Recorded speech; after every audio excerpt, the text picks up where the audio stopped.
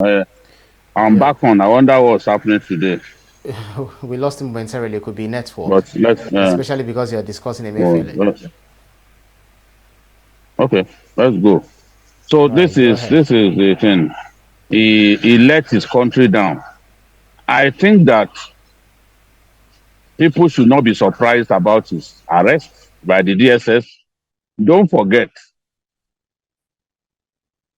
some months back, the DSS made efforts to arrest him, accusing him of funding terrorism. And what we had at that time was that he passed money through third party elements to bandits in the northwest to stop them from attacking farmers. So if the DSS can prove this, then because those bandits operating in the northwest had already been designated as terrorists. So no matter the good intention, yes, the bandits were frustrating farmers, stopping farmers from going to their farms. And I remember Emefiele pleading with them and telling them that if they needed money, that money will be provided. His own concern was that as long as the farmers were unable to access their farms, they would not be able to pay back the anchor borrower loans that the Apex Bank avails them. But no matter how good the intention was, it makes no sense to make money available to people who had been branded as terrorists. Because at the end of the day, you are going to be accused of funding terrorism. So this DSS was looking for him. They wanted to pick him up, and he fled Nigeria.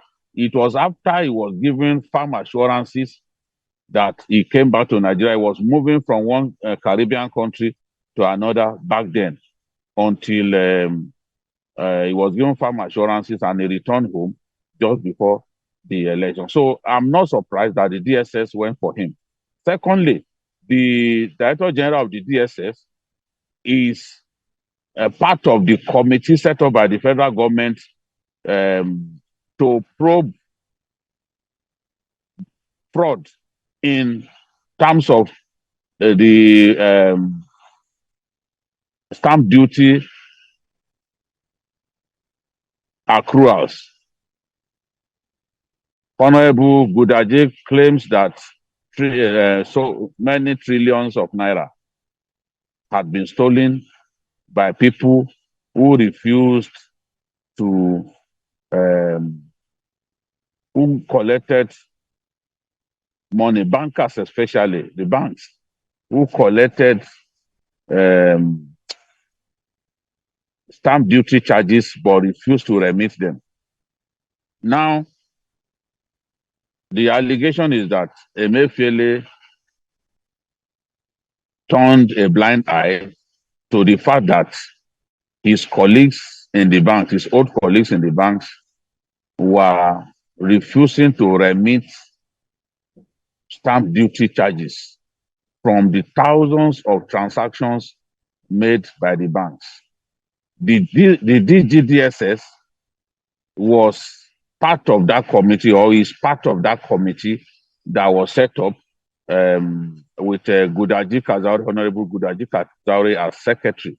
He was part of that committee that was asked to investigate this suspected fraud in terms of stamp duty accruals. So I am personally not surprised that the DSS DG had been looking for him for some time, had been looking for an opportunity to pick him up, and he's done that now, and they've confirmed that they have him in their custody. For Emefiele, this was a case of a lost opportunity. He had the opportunity to fix the economy of his country, but he was more concerned about pleasing himself and pleasing his godfathers in the presidency, who were much more concerned about lining their pockets than be bothered about public good. Look at the record level of loans that the CBN borrowed the federal government. Loans that the CBN availed the federal government by way of, they call it ways and means. We had never reached that level until Emefiele became CBN governor. And all this is because he found it difficult to even exert the independence of the Apex Bank. You just kept borrowing the federal government money, use it to pay salaries and all that. You cannot paper over the cracks in the economy by this. With the government becoming broke and then unable to fulfill its obligations, you continued to borrow them money.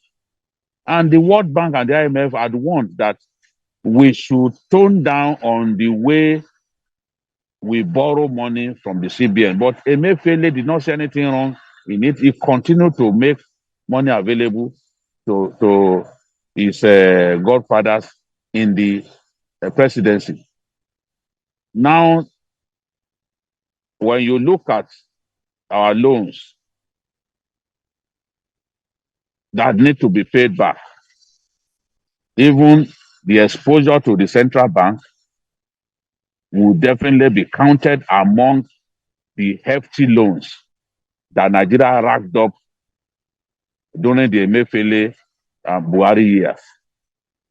Don't also forget that this CBN governor, on the 6th of May 2022, decided to pick up the expression of interest form of the APC. That is unprecedented, because a CBN governor should not show interest in politics. But here was Emefiele with an exaggerated impression of himself, going to the point of buying the APC expression of interest form for the presidential contest. And ideally, he should have resigned. He held on to the position and was seeking to become CBN governor. Cars were bought. A particular TV station was even promoting him. And what did we see at the end of the day? When it became clear that what he had done amounted to a betrayal of Nigerians who expected him to focus on keeping our economy healthy, Emefiele went to court, seeking an order of the court to stop INEC and even the Attorney General of the Federation from stopping him from contesting that position while still CBN governor. So many oddities happening during his time. And look at the value of the naira. Emefiele came into that office at a time when the naira exchanged for about 200 naira to a dollar. Where are we today?